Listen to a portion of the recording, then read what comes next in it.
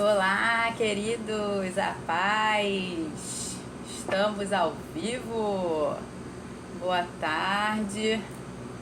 Vamos chegando.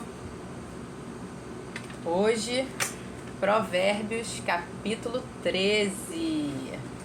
Vamos continuar aqui esse contraste entre o justo e o injusto, aprendendo mais daquilo que Deus quer para nós, que sejamos justos em toda a nossa obra, em tudo aquilo que nós fazemos. Oi, mami! Hoje a mamãe chega primeiro. Água, papel e caneta na mão. Abram suas Bíblias e, sem delongas, vamos começar. Provérbios, capítulo 13. Provérbios, capítulo 13, versículo 1, diz assim: O filho sábio ouve a instrução do pai, mas o zombador não dá ouvidos à repreensão. Esse termo aqui, dar ouvidos, é mais do que simplesmente ouvir. Ele significa dar atenção, significa dar crédito. Então é mais do que meramente ouvir. E a sabedoria está justamente em você dar atenção à instrução, dar atenção à repreensão, aquilo que é o conhecimento de Deus para a sua vida. Como a gente já falou anteriormente, o maior ativo que há, tanto na terra quanto no céu, e ativo nada mais é do que um bem ou um direito que pode ser convertido em dinheiro ou em algum outro tipo de tesouro, de riqueza. Então, o maior ativo que tem, tanto no céu quanto na terra, se chama atenção. Aquilo que você dá atenção é como se você estivesse dando a sua própria alma, o seu próprio coração. Por isso a palavra fala que sobre tudo que você deve guardar, guarda o teu coração, porque dele procedem as fontes da vida. Então, é necessário que você dê atenção, que você dê ouvidos, muito mais do que só ouvir a sabedoria que vem de Deus. Você precisa dar toda a sua atenção e praticar essa sabedoria. Versículo 12. Do fruto da boca cada um comerá o bem, mas os infiéis só desejam a violência. Um outro texto bíblico diz que morte e vida estão no poder da língua, e aquele que bem a utiliza comerá do seu fruto. Então, você precisa utilizar bem a sua língua. Oi, Dinda. Versículo... eu não li o versículo 3, desculpa. Era 2 e 3 que eu tinha aqui. Do fruto da boca cada um comerá o bem, mas os infiéis só desejam a violência. Quem vigia as suas palavras conserva a sua vida. Desculpa. Mas o que fala demais arruína a si mesmo. Então, muito cuidado, porque a morte e a vida estão no poder da sua língua. Então, para você comer dos seus frutos, você precisa utilizá-la bem. Versículo 4. O preguiçoso deseja e nada tem, mas o desejo dos que se esforçam será atendido.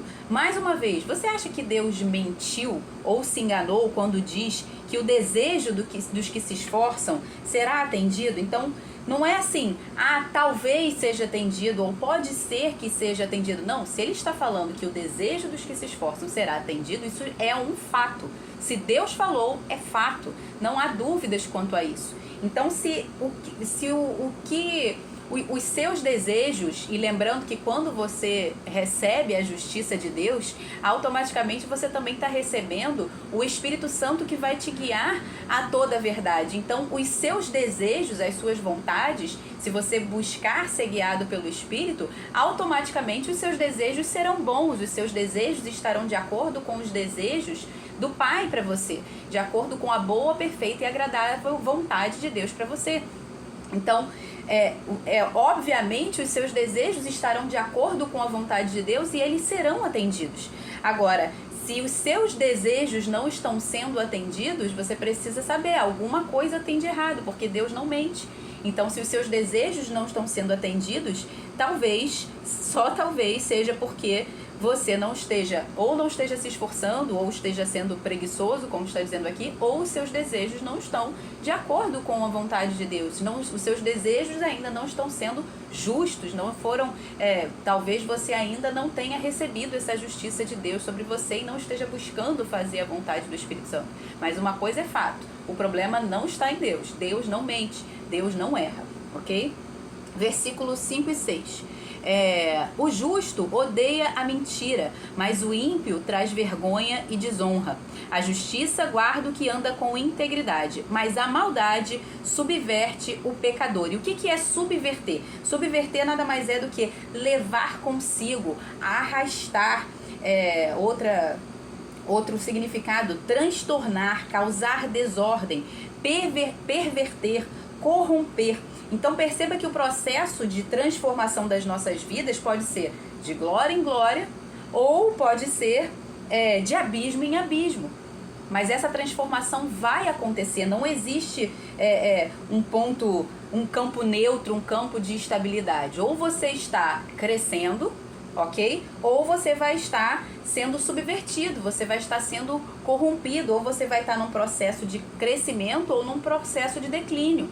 Não existe campo neutro. E eu gosto do exemplo que dá o John Bevere no livro Implacável, que ele faz uma alusão, agora eu não me recordo, mas acredito que eu acho que ele teve uma visão de Deus com relação a isso, que ele via como se fosse um rio com águas muito fortes e uma pessoa sozinha remando ali contra a maré, no barquinho dela, fazendo todo o esforço para remar contra a maré, porque a maré daquele rio ia dar num abismo, ia dar numa queda d'água, né?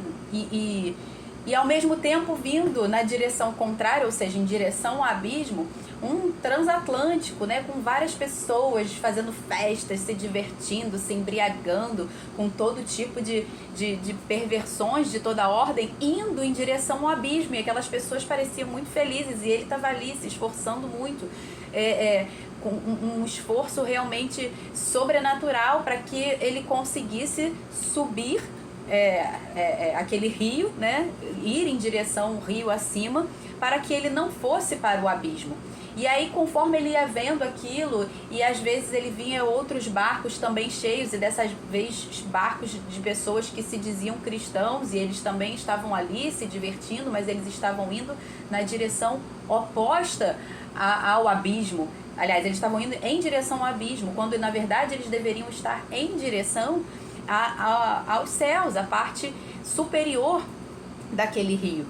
E se ele parasse de remar, ele não ficaria parado, ele seria levado pela correnteza. Então não existe um campo neutro. Se você parar de se esforçar, se você parar de ser diligente em fazer aquilo que é necessário para que você não seja subvertido, para que você não seja corrompido, para que você não seja arrastado para o abismo, não existe como, você não vai ficar parado nesse rio. Só existem essas duas opções, ou você rema para não ir para o abismo, ou você vai ser arrastado para o abismo. Você não vai conseguir ficar parado no rio, de boa, na lagoa, sem fazer absolutamente nada. Então é um processo em que você precisa dar toda a sua atenção, em que você precisa dar todo o seu esforço para que esse processo de glorificação, de santificação aconteça, para que você não seja corrompido e subvertido pelo pecado. Versículo 7 e versículo 8. Uns se dizem ricos sem terem nada, outros se dizem pobres tendo muita riqueza. O resgate pela vida de alguém são as riquezas que ele tem, mas o pobre não corre o risco de ser ameaçado. Em 1 Timóteo 6, versículo 17 a 19, diz assim: exorta aos ricos deste mundo a que não sejam orgulhosos, nem depositem a sua esperança na instabilidade da riqueza, mas em Deus, que tudo nos proporciona ricamente para o nosso prazer. Que eles façam bem, sejam ricos em boas obras, generosos em dar e prontos a repartir, ajuntando para si mesmos um tesouro que é sólido fundamento para o futuro, a fim de tomarem posse da verdadeira vida. Então, quando ele está falando aqui, uns se dizem ricos sem terem nada, é porque eles, na verdade, estão depositando a sua segurança, estão depositando a sua confiança naquilo que não é nada, que é o dinheiro. Então, eles pensam que são ricos, mas não tem nada. Quando, às vezes, uma pessoa pode ser pobre, mas a sua esperança está em Deus e ela deposita sua confiança no Senhor. Então, as pessoas que são ricas são aquelas que são ricas em boas obras, como ele está falando aqui, são ricos em boas obras, são generosos em dar e prontos a repartir. E nesse caso, o pobre vai ter também essa dificuldade. Então, lembra que a gente falou, se você está vivendo em justiça, se você está vivendo de maneira diligente, fazendo aquilo que o Senhor manda você fazer, automaticamente você vai ter não só para suprir as suas necessidades, mas também para suprir abundantemente, generosamente a necessidade de outros. Entendeu? Então você precisa viver de maneira justa, ordenada, sendo rico em boas obras, não depositando a sua confiança na instabilidade da riqueza. Então o problema não é de forma alguma você ter riquezas. O problema é você depositar a sua confiança e fazer dela o seu Deus. Versículo 9. A luz dos justos brilha intensamente, mas a lâmpada dos ímpios se apagará. Aqui eu quero parar um pouquinho. Em Mateus capítulo 6, versículo 22 e 23, diz assim: os olhos são a lâmpada do corpo. Se os seus olhos forem bons, todo o seu corpo será luminoso. Por isso que hoje eu vim assim de Lumicola, gente, ó, em homenagem ao texto de hoje. Se, porém, os seus olhos forem maus, todo o seu corpo estará em trevas. Portanto, se a luz que existe em você são trevas, que grandes trevas serão. A gente já falou aqui anteriormente que os olhos, os sentidos, são as janelas da nossa alma, são a janela do nosso corpo. E luz significa, né, além do nosso espírito, a palavra fala que nosso espírito é a luz, que Deus é a luz, mas a palavra luz está relacionado à revelação, conhecimento, sabedoria que provém de Deus. Essa é a verdadeira luz. Então, se aquilo que você permite entrar pelos seus olhos, entrar pelos seus sentidos, é de fato a verdadeira luz, ou seja, a sabedoria que vem do alto, o conhecimento que vem do alto, a verdadeira luz, isso vai fazer com que todo o seu corpo seja luz, ou seja, o seu coração, a sua alma seja iluminada e você possa transmitir e transbordar essa luz aos outros. A palavra de Jesus diz, né? Aqueles que creram e foram salvos, a palavra fala: vocês são a luz do mundo, assim como Ele é luz. Nós somos a luz do mundo. Por quê? Porque temos luz própria? Não, porque nós recebemos Ele, que é a própria luz, habitando em nós. Então nós podemos transmitir essa luz aos outros. Mas também de igual modo, né, de modo oposto.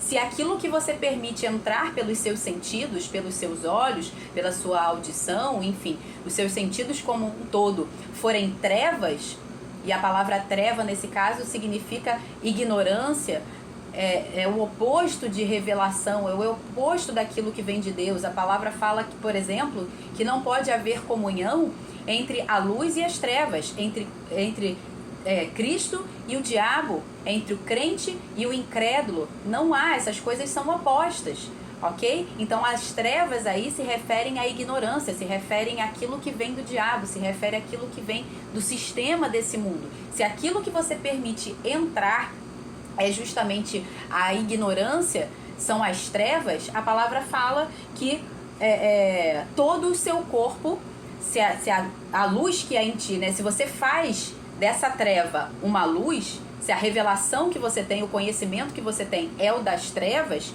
a palavra fala que todo o seu corpo estará em trevas. E quão grandes trevas serão, porque vai chegar um ponto em que você vai ser completamente embotada nos seus sentidos. É como se fosse tanta sujeira que você estivesse vendando os seus olhos, espiritualmente falando, e todo o seu corpo estará em trevas, ou seja, toda a sua carne não terá mais a luz para ser influenciada, para que possa praticar coisas boas. Vai ser novamente um abismo chamando outro abismo. Então vão ser trevas assim, sobre trevas. Em vez de você estar crescendo de glória em glória, você vai estar declinando, sendo subvertido de treva em treva. Então, é de fato esse embotamento dos sentidos. E é interessante que justamente essa palavra embotamento, em 2 Coríntios 3, de 13 a 18, eu vou ler aqui rapidamente, diz assim: E não somos como Moisés, que punha um véu sobre o rosto, para que os filhos de Israel não pudessem fixar os olhos no fim daquilo que estava desaparecendo. Mas a mente deles se endureceu, pois até o dia de hoje o mesmo véu permanece sobre a leitura da antiga aliança. Não foi tirado, pois só em Cristo ele é removido. Mas até hoje, quando Moisés é lido, o véu está posto sobre o coração deles. Quando, porém, alguém se converte ao Senhor, o véu é tirado. Ora, este Senhor é o Espírito, né? O Espírito é a luz. E onde está o Espírito do Senhor, aí a liberdade. E nós, com o rosto descoberto, contemplando a glória do Senhor, somos transformados de glória em glória na sua própria imagem pelo Senhor, que é o Espírito. Aqui ele está falando acerca do povo de Israel, aqueles que não creram e não receberam Jesus como o Messias, que até aquele momento houve uma situação em que Moisés ele foi até o monte e ele esteve na presença de Deus por 40 dias e 40 noites. E quando ele desceu, o rosto dele brilhava. E aí, só que ele percebeu que aquilo ali não durava muito tempo. Aquilo ali aquele brilho começava a desaparecer, porque ele não estava mais na presença de Deus. Somente quando ele vinha da presença de Deus é que o rosto dele voltava a brilhar.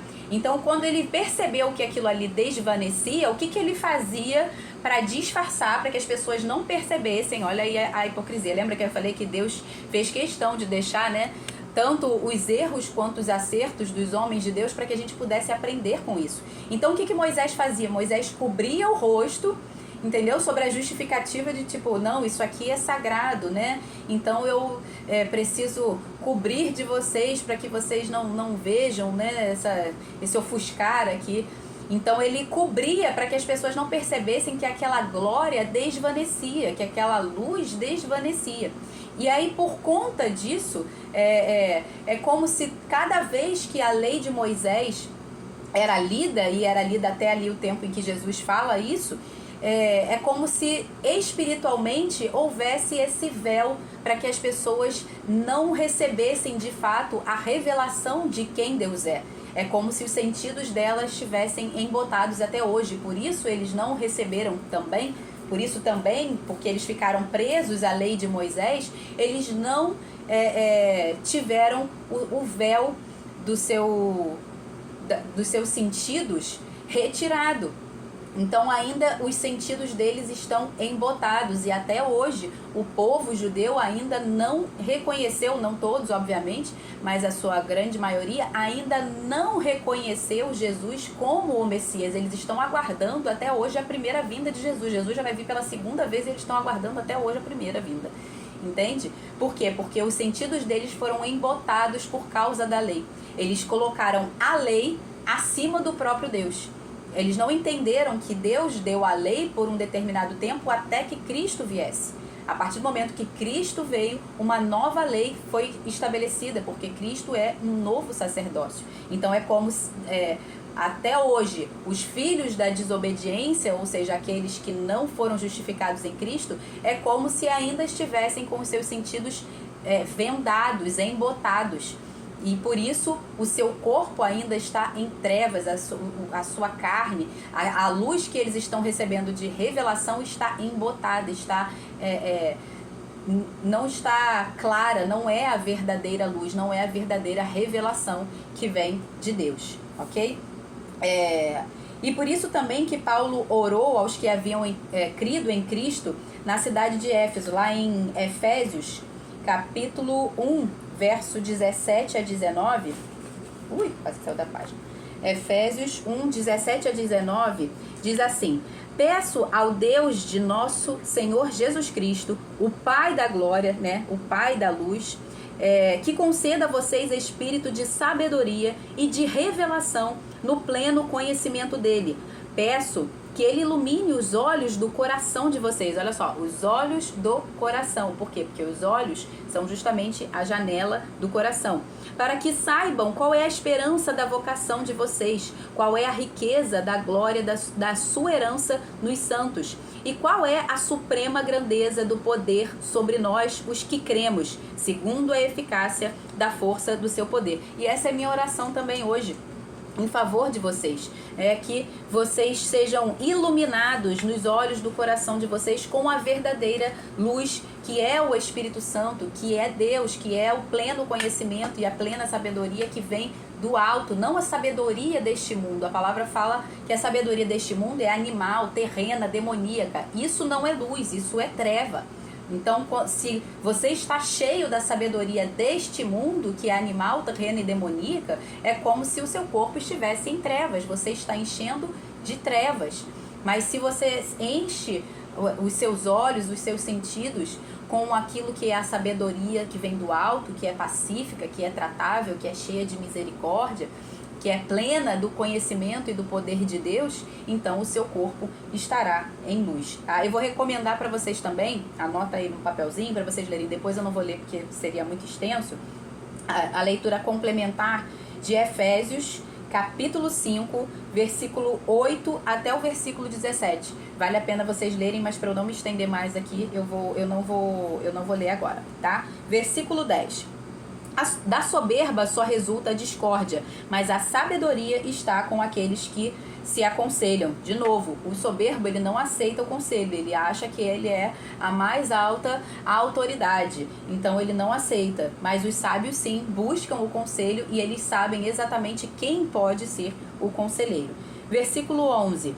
As riquezas obtidas com facilidade, essa diminui, mas quem ajunta pelo trabalho, esse vê aumentar. Cerca de 90% das pessoas que ganham na loteria, em 4 a 5 anos, todo esse dinheiro elas conseguem falir, elas conseguem acabar com esse dinheiro e ainda ficarem endividadas.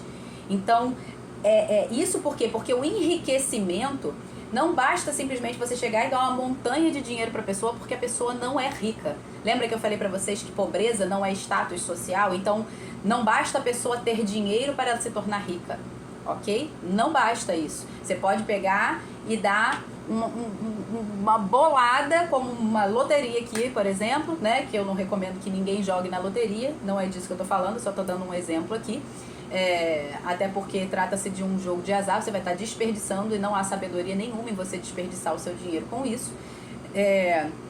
A sabedoria está em você enriquecer de maneira diligente, porque o enriquecimento ele não é um processo financeiro, o enriquecimento ele é um processo mental, ele é uma estrutura de mentalidade. É um processo que começa com você obtendo novos conhecimentos, obtendo a sabedoria, conhecendo novas pessoas que vão trazer para você novas experiências, conhecendo novos lugares. Então, são processos de crescimento mental. E se você não passa por esse processo, quando você receber a riqueza, você vai desperdiçar absolutamente tudo, porque você não vai fazer ideia do que fazer com aquilo ali. Você vai achar que é simplesmente, eu vou ajudar ali meu parente, eu vou comprar um carro pro fulano que não tem carro, eu vou ajudar a minha... aquela minha prima que mora lá não sei aonde, que ela não tem uma casa, eu vou comprar uma casa pra ela. E você não faz ideia de como é fácil você desperdiçar um dinheiro rapidamente. Então você vai desperdiçar tudo aquilo e ainda vai se tornar pior, uma situação pior, mais endividado do que você era. Por quê? Porque você não passou por esse processo de transformação, de crescimento, de maturidade que é necessário para um enriquecimento. Então, se não houver esse caminho percorrido, você não vai ter suporte suficiente, você não vai ter condições suficientes para ser um bom administrador desses recursos e você vai desperdiçar absolutamente tudo. Por isso que ele está falando, a riqueza obtida com facilidade, essa diminui. Mas quem ajunta pelo trabalho vai ver aumentar, porque o trabalho vai ser um processo gradativo, gradual. Não significa que você não pode acelerar esse processo. Você pode acelerar esse processo, como? Buscando mais conhecimento, buscando conhecer novas pessoas, novos lugares, pessoas que são melhores do que você, pessoas que são mais sábias do que você. Não fique preso a um grupo de pessoas que você, do seu convívio que você está acostumado, habituado, porque você é a média dessas pessoas. Então você precisa buscar pessoas que estão em níveis acima de você. Lugares que às vezes você acha que não é para você, você precisa quebrar isso na sua mentalidade e frequentar esses lugares para que você tenha experiências novas e mostre para o seu cérebro que você tem a capacidade de gerir aquilo ali, de administrar aquilo ali, que aquilo ali também é para você. E não ficar com uma mentalidade escassa de achar, não, isso aqui não é para mim. Eu não estou falando aqui para você fazer dívida para frequentar novos lugares. Você pode frequentar lugares bons, lugares novos, sem precisar ter grandes gastos por causa disso, né? Um exemplo, você pode fazer viagens que não sejam caras, ou você pode ir a restaurantes que você considera, ai não, esse restaurante é muito chique, esse restaurante não é para mim. Por quê? Por que você está se menosprezando? Por que você acha que você não é digno, que você não é merecedor? Se Cristo morreu por você para que você tivesse acesso a uma vida abundante e não uma vida medíocre, não uma vida mediana. Então você pode e deve ter acesso a isso. Não significa que você vai chegar nesse restaurante e você vai pedir o prato mais caro que tiver naquele lugar, né? Você pode fazer como muitas vezes eu já fiz, de chegar num restaurante, mas só para desfrutar daquela experiência. Eu fui lá pedir, nem que seja uma porção de batata frita, e bebi uma água com gás. Ou bebe só água com gás, toma só o cafezinho que seja, mas desfrute daquele ambiente para que você entenda que você tire esse impedimento, essa barreira de escassez que te faz acreditar que você não merece aquilo ali, que aquilo ali não é para você, que você não tem acesso àquilo. Entende? Não é para que você seja imprudente, é para que você gere novas experiências mentais, novos processos de transformação, novas trilhas neurais. E isso, eu não vou entrar aqui na neurociência, porque que isso é necessário para que você faça, mas de certa forma é para criar novas trilhas neurais, novas experiências fazem isso, né? Um filme que eu recomendo aqui para vocês assistirem, que explica isso e é muito legal, é o filme Divertidamente, o desenho para crianças, chama Divertidamente. Lá você vai entender esses processos de trilhas neurais, como é que formam, né, cada vez que você tem uma experiência nova. É bem legal você assistir esse filme aí, eu recomendo, tá bom? Agora eu vou ler o versículo 12 e o versículo 19, que eles estão falando basicamente do mesmo tema aqui. A esperança adiada faz adoecer o coração, mas o desejo cumprido é árvore da vida. O desejo que se cumpre agrada a alma, mas os tolos detestam afastar-se do mal, tá? Eu li o 12 e o 19. Então, o que ele está falando aqui? Deposite a sua confiança, a sua esperança no Senhor e você não será abalado. A esperança adiada adoece o coração. O que adoece o coração não é a resposta que ainda não chegou. É a sua fé que não está sendo constante. É a sua fé que não está sendo firme, que está sendo tardia em ser depositada naquele que vai te responder. Em Lucas, capítulo 18, do verso 7, Lucas 18, 7 e 8, diz assim: não fará Deus justiça ao seu povo, que a ele clama dia e noite, embora pareça demorado em defendê-los? Digo a vocês que depressa lhes fará justiça. Contudo, quando o Filho do Homem vier, será que encontrará fé na terra? Ou seja, não é Deus quem está demorando, é você quem está sendo tardio para crer. Por isso ele fala, quando vier o Filho do Homem, ou seja, quando a resposta chegar, ele vai encontrar fé na terra? Porque vocês estão sendo tardios em crer. Vocês estão sendo instáveis na sua fé, em depositar a sua esperança e a sua confiança em Deus. Vocês desistem quando vem a aprovação. É isso que ele está dizendo para nós.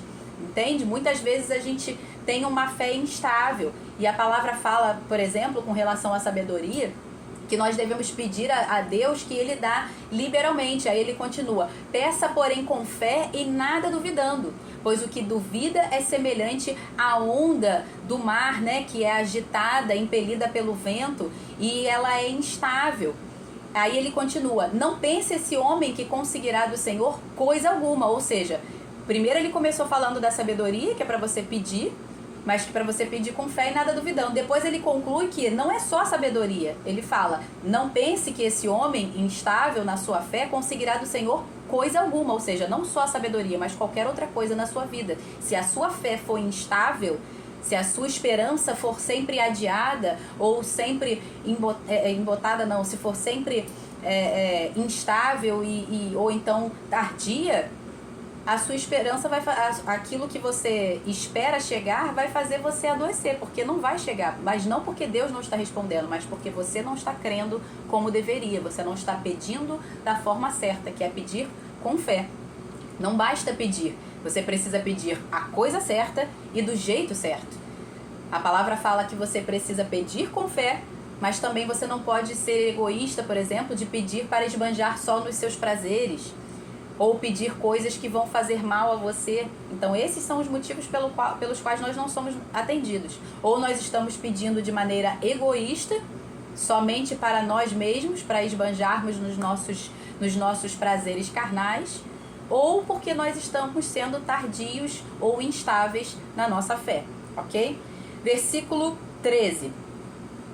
Quem despreza a palavra terá de pagar por isso, mas o que teme o mandamento será recompensado. O ensino do sábio é fonte de vida, para evitar os laços da morte. O bom senso conquista favor, mas o caminho dos infiéis é intransitável. Quem é prudente age com conhecimento, mas o tolo espalha a sua tolice.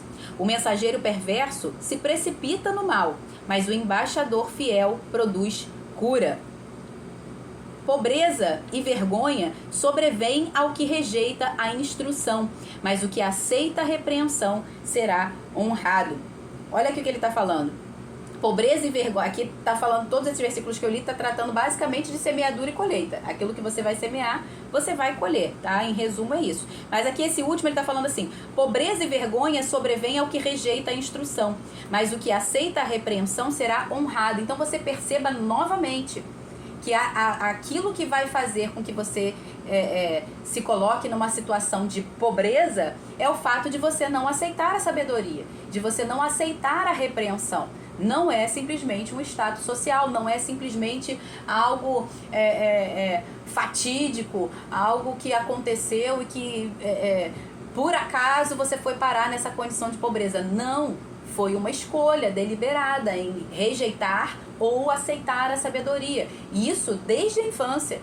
Isso desde a infância. Por isso a palavra fala, ensina a criança no caminho em que deve andar e até quando for velha ela não se desviará. Por isso os pais têm importância fundamental na condução. E o pai, nesse caso mais especificamente, é aquele que vai dar direção, é aquele que vai dar o governo, é aquele que vai trazer para aquela criança a sua identidade, para que ela possa respeitar a autoridade, para que ela possa amar e buscar a sabedoria. Sem essa direção, sem esse governo, essa criança vai crescer de maneira desorientada, sem os sensores, sem os sentidos. E a mãe, no caso, no sentido de educar essa criança. Então, quando ela crescer, ou seja, se ela não aceitou a repreensão, se ela continuou sempre acolhendo a tolice em vez de a sabedoria, o resultado vai ser pobreza. Então não pense que ser pobre foi algo que aconteceu do nada, foi algo aleatório, fatídico, obra de uma fatalidade. Não, não foi. Foi um processo ao longo da vida de escolhas que deveriam ter sido feitas e não foram. De escolher e acolher a sabedoria que vem do alto e não foi escolhido, ok? E aí resultou em pobreza, lembrando que pobreza é improdutividade, ou seja, você não ser justo em fazer diligentemente aquilo que é necessário, ok? Deus já fez a parte dele, mas você precisa fazer a sua, tá? Versículo 20, lembrando que o 19 eu já li junto com o 12, então agora do 18 eu tô indo pro 20, tá? Versículo 20, quem anda com os sábios será sábio, mas o companheiro dos tolos acabará mal. Verso 21, a desgraça persegue os pecadores, mas os justos serão recompensados com o bem. Então aqui no verso 20 ele tá dizendo, quem anda com os sábios será sábio, mas o companheiro dos tolos será mal. Lembra que eu falei com você? Você é a média das 5 pessoas com quem você convive. Então, você sempre vai ser o medíocre, entre aspas, né? Medíocre, lembrando, não no sentido pejorativo, mas você sempre vai ser a média. Então, escolha muito bem quem será a sua média. Porque se você... Vou dar um exemplo aqui de escala de 0 a 10. Se você anda com 5 pessoas, que uma é nota 10, a outra é nota 8, a outra é nota 9, a outra é nota 7, você vai pegar a média disso, soma, né? Isso tudo, divide e essa é a sua média. Isso aí vai ser quem você é, a média dessas pessoas. E todas essas pessoas vão se conformar pela mistura a esse número médio, entendeu? Vai somar o seu número com o número de cada uma dessas pessoas, soma tudo, divide por 5, essa é a sua média. Isso aí é que você vai ser. Mas se você anda com um que é 3, o outro que é 0, o outro que é 2, o outro que é 1, você é 2,5, qual vai ser a média ali daquilo ali?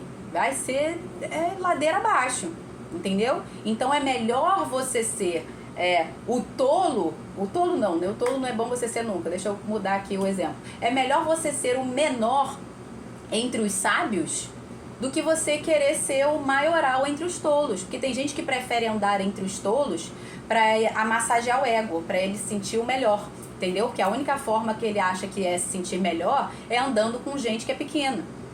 E isso é tolice, porque você não está sendo grande, você simplesmente está andando com tolos, entendeu? Tem uma frase que as pessoas costumam citar, né? Que se você quer andar, se você quer ser águia, ande com as águias. Mas se você andar com as galinhas, você vai ser uma galinha. E isso por quê? É porque a águia, ela vai alçar voos altos. A galinha não, são só aqueles voos rasteiros ali, porque ela não consegue mais do que aquilo. Entendeu? Vai ficar ciscando sempre para baixo, ela tá sempre olhando para baixo, a águia tá sempre olhando para cima. Então esse é o nosso alvo, ser como águias e não como galinhas. Então escolhe com quem você quer andar. É tolice você achar que, não, eu sou o pavão no meio das galinhas. Grande coisa, no final das contas você vai ser galinha. Entende? Agora você pode ser, sei lá, o pardal no meio das águias. É melhor você ser esse pardal no meio das águias, entendeu? Do que você ser o pavão no meio das galinhas, tá bom? Então escolhe direitinho aí para que você tenha essas experiências novas que vão fazer você crescer. Também vai ser das pessoas que você se conecta, tá? Versículo 22. O homem bom deixa herança aos filhos dos seus filhos, mas a riqueza do pecador é depositada para o justo. Então se pergunte, conforme esse entendimento, mais uma vez, você homem, e aí nesse caso eu vou me dirigir aos homens, porque os homens são responsáveis pela segurança, pela provisão. A segurança, não só a segurança no sentido físico, mas também no sentido emocional, no sentido espiritual, no sentido financeiro. O homem, ele é responsável pelo governo, o homem é responsável pela provisão e pelo sustento da casa. Então toda vez que eu estiver falando de finanças aqui, não significa que, então eu sou mulher e não posso trabalhar, eu tenho que ficar em casa se eu quiser. Não, mas isso deve ser uma escolha sua e não uma obrigação pela ausência, pela omissão do homem em prover a sua casa, ok? É isso que Deus espera, essa é a forma que Deus espera, que a mulher, ela pode trabalhar e deve, se ela quiser, ok? E não por uma obrigação por conta da falta e da omissão do homem. O dinheiro que a mulher conquista, nesse caso, não é para sustento e provimento da casa, isso é obrigação do homem. Ela pode trabalhar, se ela quiser, vou trabalhar, eu quero trabalhar para comprar umas brusinhas extra. Beleza, se você quer trabalhar, é justo, não vai atrapalhar na criação dos seus filhos já estão crescidos, já passaram da fase em que você realmente precisa ter ali mais tempo junto com eles para dar manutenção e tal. Ok, é válido, mas você também precisa avaliar. Até mesmo na adolescência, uma mãe presente em casa é muito importante. Em toda a vida dos filhos, até que os filhos se casem, a mãe presente é o principal, é o fundamental. Os filhos precisam disso. Lembra que a gente falou com relação à educação e essa instrução do filho. Se os dois estiverem ausentes, vai dar ruim. Então a prioridade aí não é o dinheiro, a prioridade são os filhos. A prioridade é sempre a vida. Então por isso o homem ele é responsável pela provisão, ok? Então se você quer trabalhar, beleza. Mas isso não pode ser por uma omissão do homem. Isso é injustiça. Aquele que não cuida dos seus, especialmente os da própria casa, negou a fé e é pior do que o incrédulo. Homem, esse peso está sobre você. Essa responsabilidade está sobre a sua vida. Compete a você, ok? Não está sobre a mulher. Eu até já me perdi aqui no que eu estava. Versículo 22, né? Então se pergunte, ele está falando aqui no versículo 22, vou ler de novo só para eu retomar o entendimento. O homem bom deixa herança aos filhos dos seus filhos, mas a riqueza do pecador é depositada para o justo. Então aqui ele se pergunte conforme esse entendimento, você tem sido um homem bom?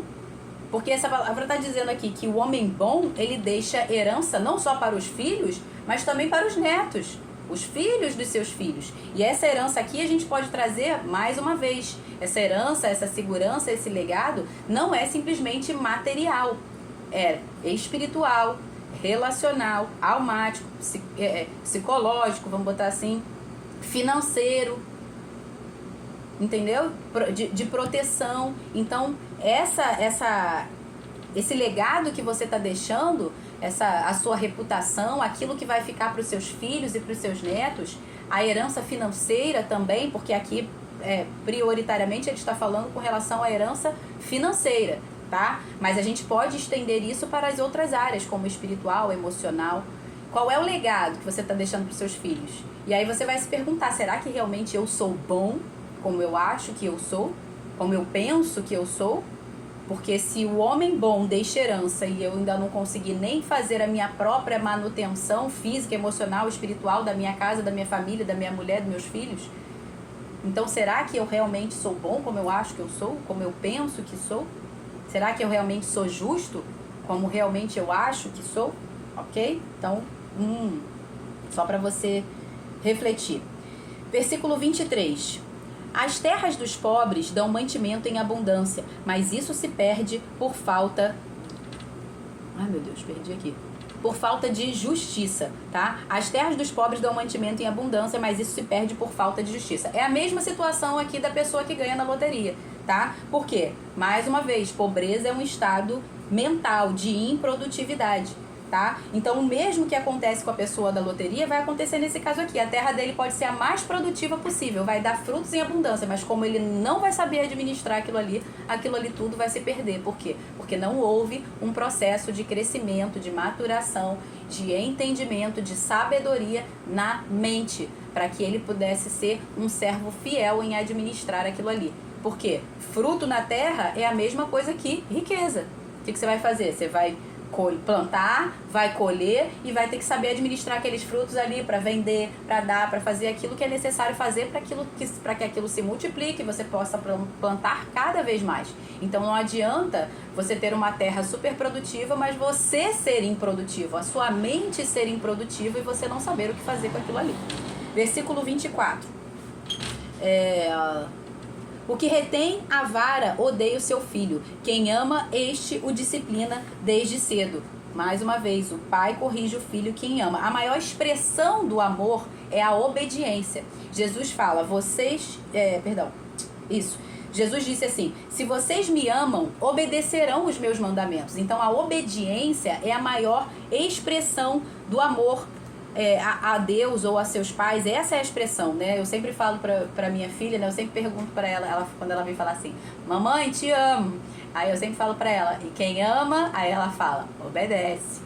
Por quê? Porque essa é a maior expressão de amor que um filho pode dar a um pai, a uma mãe, que nós como filhos podemos dar a Deus. Então ele está falando aqui, o que retém a vara odeia o seu filho. Então, de igual forma, o pai que não corrige é também porque não ama.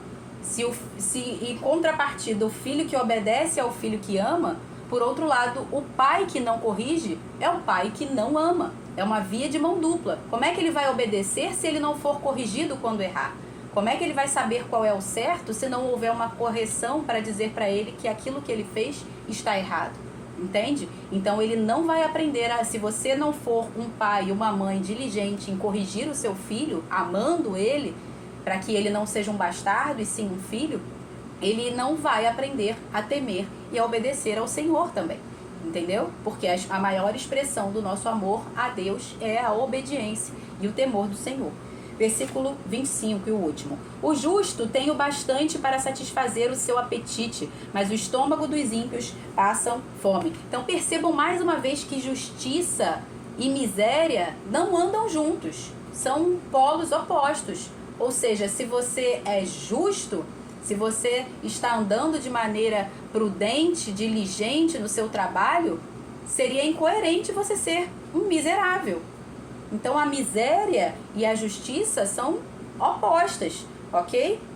Elas não andam juntas. Então ande de maneira justa, disciplinada, ordenada, se esforçando diligentemente. Lembrando, se for na questão financeira, é papel do homem.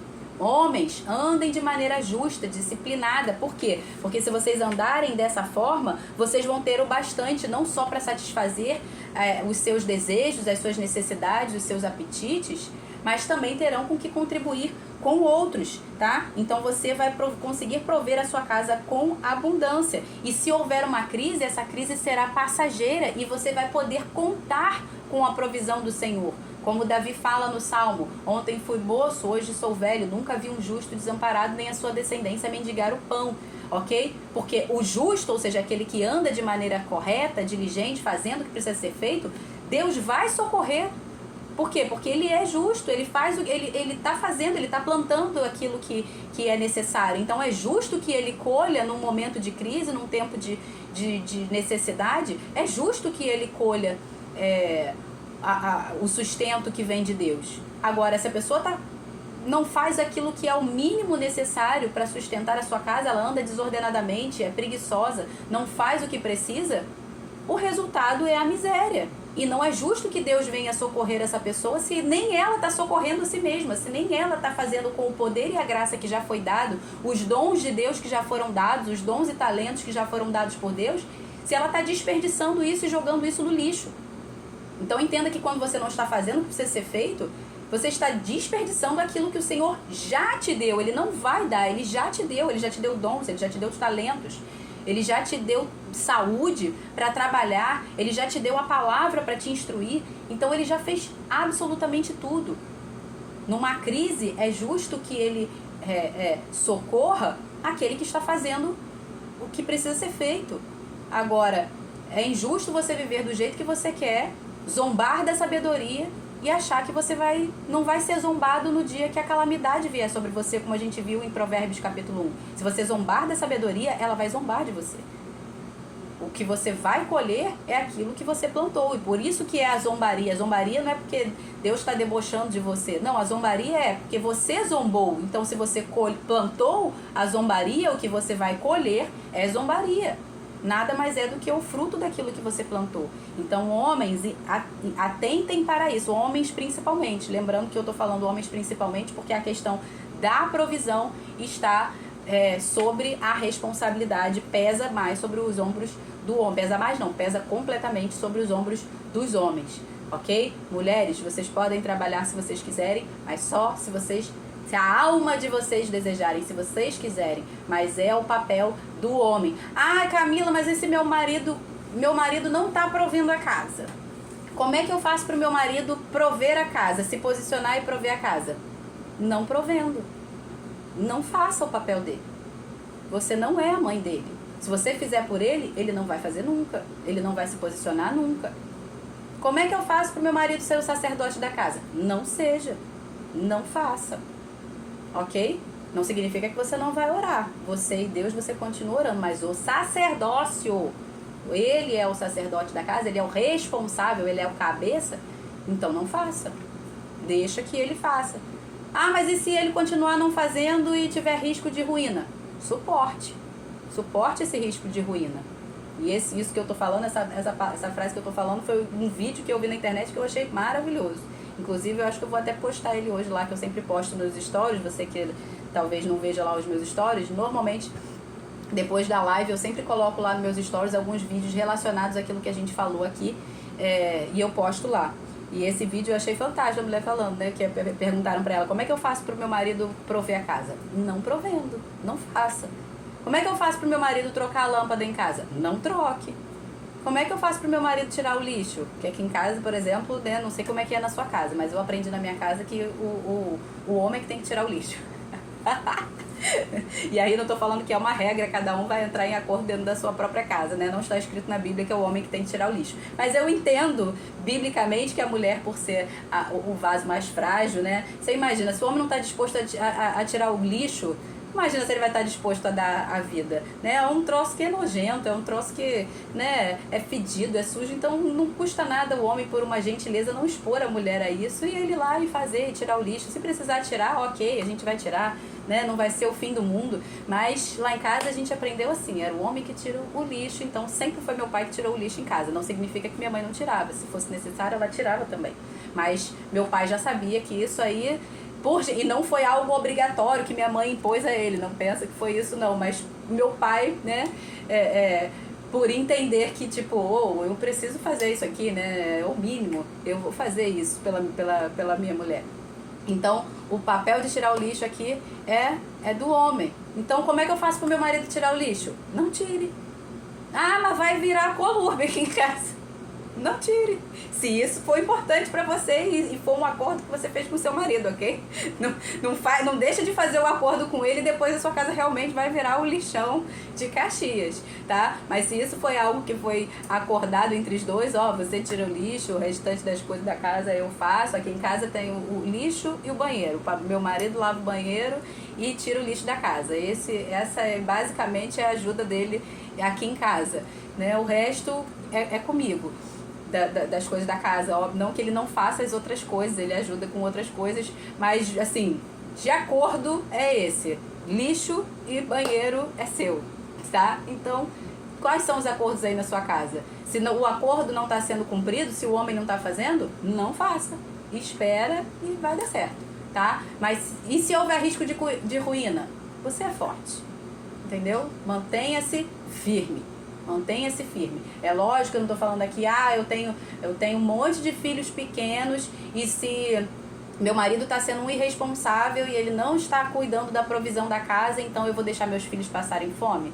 Aí, né, você vai avaliar a situação, porque uma coisa é você suportar o risco de ruína, outra coisa são os seus filhos pequenos correrem o risco de passar fome por uma tolice do seu marido. Então você não vai permitir que isso aconteça. Obviamente você vai ter que fazer o papel que não tá sendo feito. Você vai ter que cobrir essa falta. Mas se há a possibilidade de você aguardar, esperar para que ele aprenda a realmente cumprir o papel dele de homem, se tornar realmente homem e fazer aquilo que precisa ser feito, aguarde, espere. E Deus vai dar graça para você suportar o processo e sustentar isso aí emocionalmente, espiritualmente, naquilo que precisa ser feito. Amém? Então, muito obrigada. Finalizamos hoje Provérbios capítulo 3. Amanhã, capítulo 14. Vamos orar aqui rapidamente. Pai, muito obrigado. Obrigado pela tua palavra. Obrigado pela luz, pelo conhecimento, pela revelação que vem do Senhor. E é essa luz que nós queremos, Senhor, porque nós não queremos andar em trevas.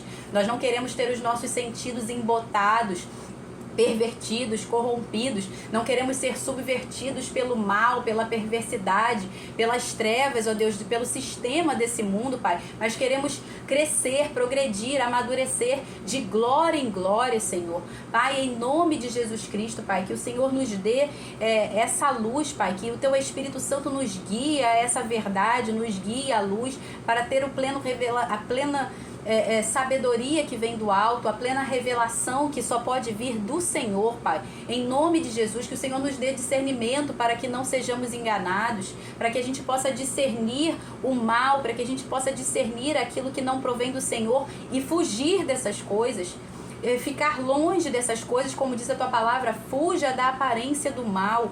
Pai, em nome de Jesus, nos conduz em sabedoria, graça, para que possamos andar de maneira justa, conforme aquilo que o Senhor já nos deu e conforme a fé que nós já alcançamos. A tua palavra fala que cada um ande conforme a medida de fé que já alcançou, mas não significa que a gente tenha que ficar satisfeito, conformado com aquilo que a gente já alcançou. Nós precisamos crescer para que até que nós chegamos à perfeita maturidade de Cristo, a perfeita expressão de quem Cristo Jesus é. Em nome de Jesus, Pai, que nós não nos conformemos com este século, que nós não nos conformemos com a mediocridade, que nós não andemos com pessoas que vão nos puxar para baixo, pessoas que vão fazer com que sejamos uma média baixa, com que sejamos pessoas medíocres, Senhor, mas que possamos andar, Senhor, como as águias, voar com águias, ó Deus, para que nós possamos alçar voos cada vez maiores, crescer cada vez mais e mais para a glória do Teu nome, para sermos de fato representantes, embaixadores do Seu reino aqui na terra, Senhor, e não mendigos, Pai, e não pessoas que estão sempre dependendo e necessitando dos outros porque não estão andando de maneira justa, porque não estão acolhendo a repreensão, não estão acolhendo a sabedoria. Nos ajude, Senhor, e nos guia. Em nome de Jesus Cristo, nós oramos e te agradecemos por tudo, Senhor. Amém. Amém, gente? Beijo, até amanhã, que Deus abençoe. Amanhã, Provérbios 14, no mesmo horário. Beijo, tchau, tchau. Encerrando, desligando a transmissão. Tchau.